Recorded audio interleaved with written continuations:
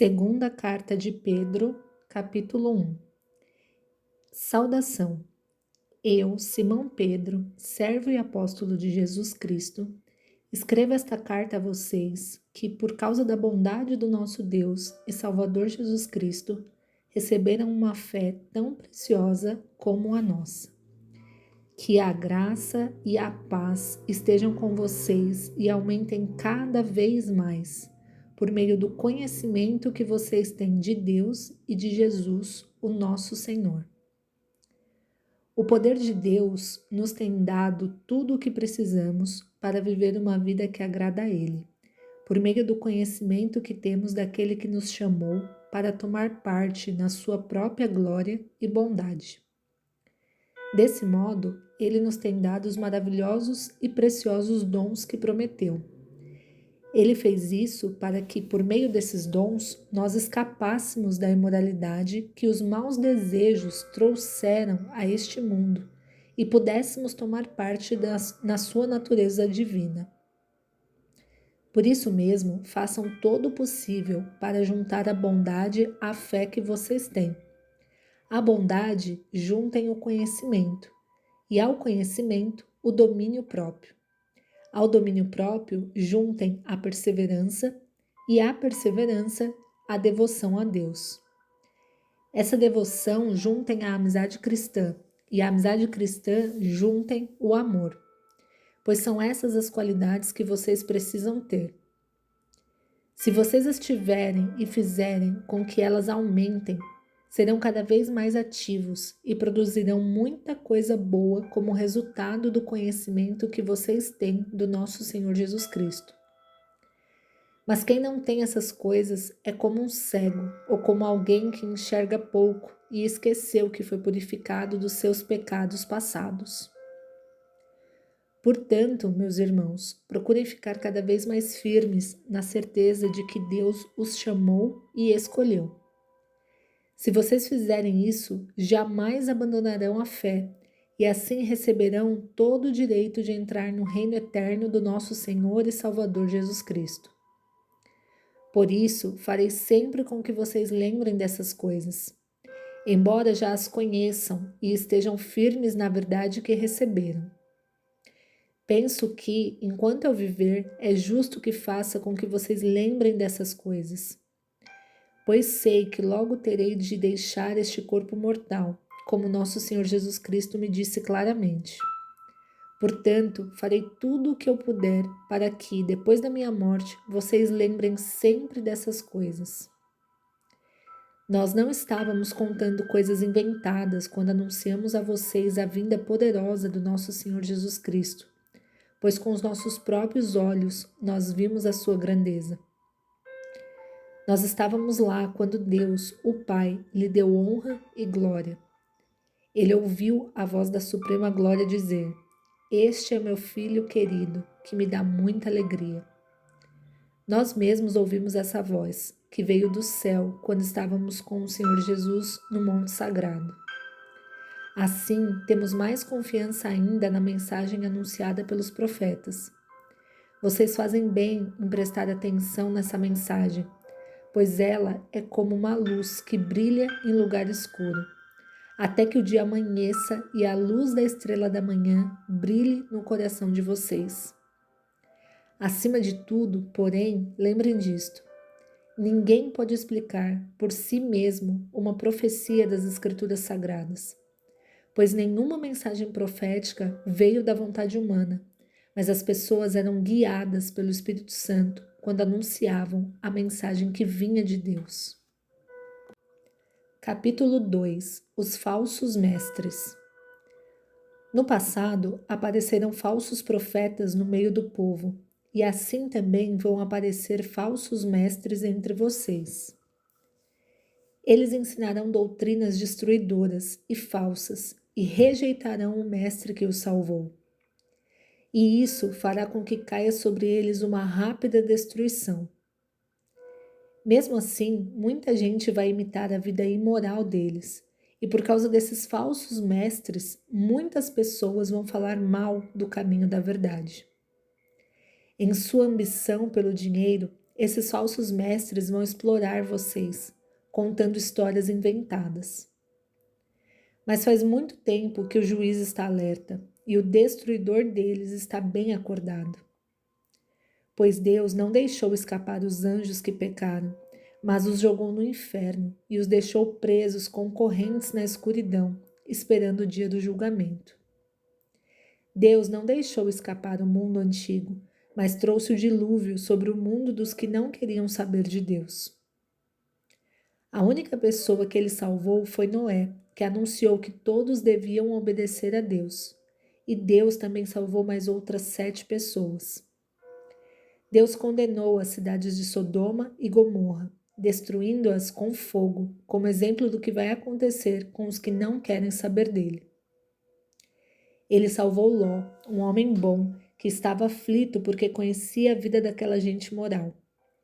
Todos os dias esse homem bom, que vivia entre eles, ficava muito agoniado ao ver e ouvir as coisas más que aquela gente fazia.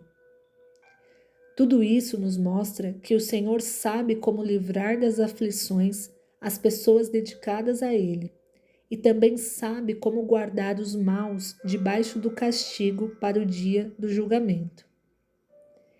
Ele castigará especialmente os que seguem os seus próprios desejos imorais e desprezam a autoridade dele. Esses falsos mestres são atrevidos e orgulhosos. Eles não têm nenhum respeito pelos gloriosos seres celestiais e os insultam. Ora, até mesmo os anjos, sendo muito mais fortes e poderosos do que esses falsos mestres, não os acusam com insultos na presença do Senhor. Mas esses homens agem por instinto, como os animais selvagens que nascem para serem caçados e mortos. Eles xingam aquilo que não entendem. Por tudo isso, eles serão destruídos como animais selvagens e pagarão com sofrimento o sofrimento que causaram aos outros.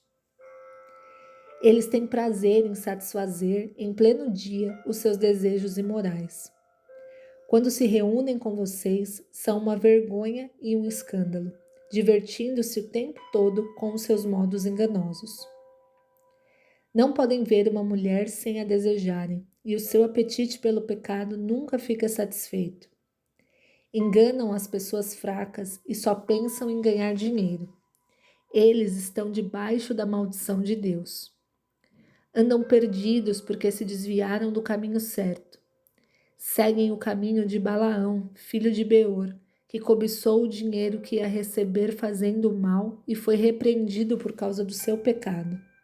Pois uma jumenta falou com voz humana e acabou com as loucuras do profeta. Esses falsos mestres são como poços sem água e como nuvens levadas pelo vento.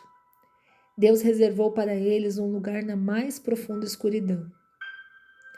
Eles dizem coisas orgulhosas e loucas e com seus desejos impuros e imorais enganam as pessoas que estão quase escapando daqueles que vivem no erro. Prometem liberdade a essas pessoas, mas eles mesmos são escravos de hábitos imorais. Pois cada pessoa é escravo daquilo que a domina. Portanto, aqueles que chegaram a conhecer o nosso Senhor e Salvador Jesus Cristo e que escaparam das imoralidades do mundo, mas depois foram agarrados e dominados por elas, ficam no fim em pior situação que no começo. Pois teria sido muito melhor que eles nunca tivessem conhecido o caminho certo do que depois de o conhecerem, voltarem atrás e se afastarem do mandamento sagrado que receberam. O que aconteceu a essas pessoas prova que são verdadeiros estes ditados. O cachorro volta ao seu próprio vômito e a porca lavada volta a rolar na lama. Capítulo 3. O Dia do Senhor. Meus queridos amigos, esta é a segunda carta que estou escrevendo a vocês. Nessas 2 cartas, procuro despertar pensamentos puros na mente de vocês, fazendo com que lembrem dessas coisas. Quero que lembrem das palavras ditas há muito tempo pelos santos profetas e do mandamento do nosso Senhor e Salvador que foi dado a vocês por meio dos apóstolos que anunciaram o Evangelho a vocês. Primeiro, vocês precisam saber que nos últimos dias vão aparecer homens dominados pelas suas próprias paixões. Eles vão zombar de vocês dizendo: Ele prometeu vir, não foi? Onde está ele? Os nossos pais morreram e tudo continua do mesmo jeito que era desde a criação do mundo. Esses zombadores esquecem, de propósito, que há muito tempo Deus deu uma ordem e os céus e a terra foram criados. Esquecem que a terra foi formada da água e no meio da água, e também que pela água do dilúvio o mundo antigo foi destruído. Mas os céus e a terra que agora existem estão sendo guardados pela mesma ordem de Deus, a fim de serem destruídos pelo fogo. Estão sendo guardados para o dia do julgamento e da destruição dos que não querem saber de Deus. Meus queridos amigos, não esqueçam isto. Para o Senhor, um dia é como 1000 anos, e 1000 anos como um dia. O Senhor não demora a fazer o que prometeu, como alguns pensam. Pelo contrário, Ele tem paciência com vocês, porque não quer que ninguém seja destruído, mas deseja que todos se arrependam dos seus pecados. Porém, o dia do Senhor chegará como um ladrão. Naquele dia, os céus vão desaparecer com um barulho espantoso, e tudo o que há no universo será queimado. A terra e tudo o que existe nela vão sumir. Sabendo que tudo isso vai ser destruído assim, então que tipo de gente vocês precisam ser? A vida de vocês deve ser agradável a Deus e dedicada a Ele. Esperem a vinda do dia de Deus e façam o possível para que venha logo. Naquele dia, os céus serão destruídos com fogo e tudo o que há no universo ficará derretido.